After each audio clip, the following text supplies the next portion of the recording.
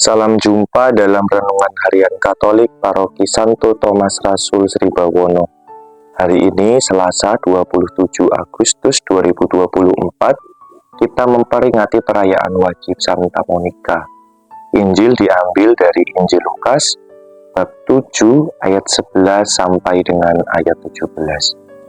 Saudara-saudari yang terkasih di dalam Tuhan, cinta, belas kasih, dan cinta kasih merupakan poin utama yang dibawa oleh Yesus dalam hidup berkarya di tengah-tengah umat pada zaman itu. Hari ini kisah Injil menceritakan tentang Yesus yang membangkitkan pemuda dari Nain. Hal ini menjadi tanda nyata bahwa belas kasih Allah tercurah tidak hanya bagi mereka yang dekat pada Yesus, akan tetapi lebih mengarahkan kepada orang-orang yang membutuhkan belas kasih Allah. Hal ini ditandaskan bahwa pengalaman hidup pada konteks zaman itu, yaitu kisah seorang janda, menjadi hal yang menarik. Dalam konteks zaman itu, janda dianggap sebagai seorang yang lemah, seorang yang dipinggirkan, merasa terasing, dan juga merasa sangat tidak diperhitungkan dalam konteks waktu itu. Pengalaman janda yang ditinggal oleh anak satu-satunya, anak laki-laki satu-satunya, menjadi pengalaman yang memilukan bagi seorang janda itu. Pengalaman yang memberinya suatu kepiluan, kesedihan, dan juga kekecewaan. Karena memang bagi seorang janda, harapan satu-satunya yaitu adalah anaknya, terutama anak laki-lakinya. Akan tetapi ketika Yesus melihat itu, ia tergerak oleh belas kasihan, kasih Allah yang nyata. Kemudian ia menghampiri pengusung jenazah itu, dan akhirnya dengan kuasanya ia membangkitkan pemuda Nain yang telah meninggal.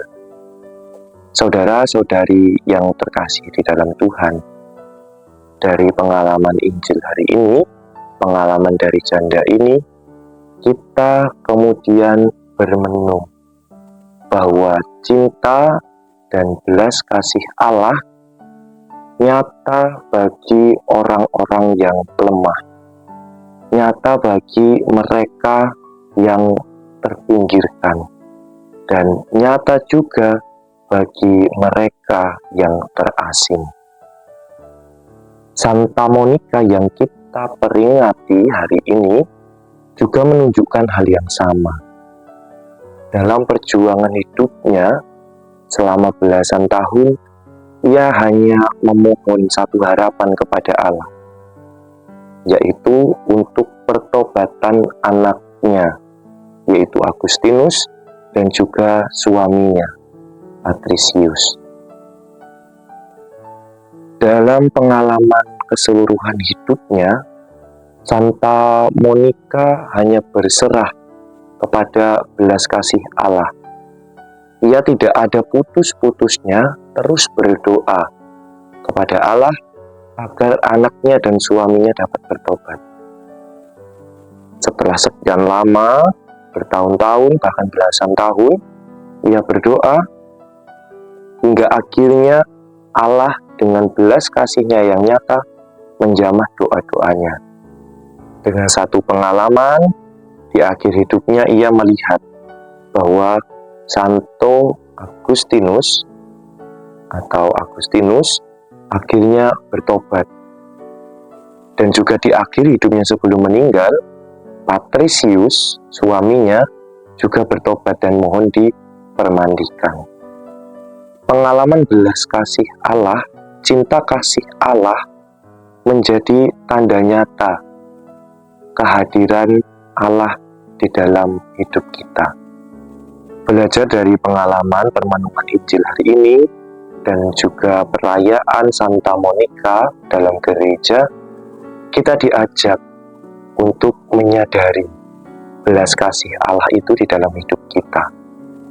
Kadang-kadang kita merasa bahwa ketika kita berdoa, doa kita jarang dikabulkan.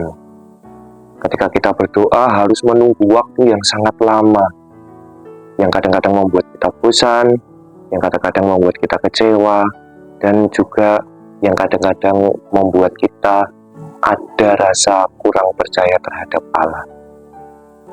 Akan tetapi dari pengalaman itu, kita juga yakin bahwa belas kasih Allah itu adalah hal yang nyata. Belas kasih Allah menuntut kita juga untuk percaya kepadanya, bahwa belas kasih Allah, cinta kasih Allah akan datang kepada kita di waktu yang sangat tepat.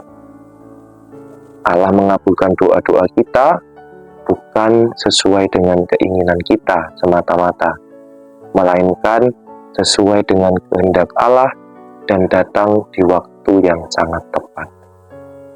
Maka, mari kita belajar, mari kita menyerahkan diri, kita yang selama ini merasa terasing, kita yang selama ini merasa lemah, dan kita yang selama ini merasa terpinggirkan, percaya bahwa Allah akan menampakkan belas kasih-Nya kepada kita. Allah akan memberikan sesuatu yang sangat berharga dalam hidup kita. Cinta kasih Allah nyata dalam hidup kita. Tuhan memberkati kita semua.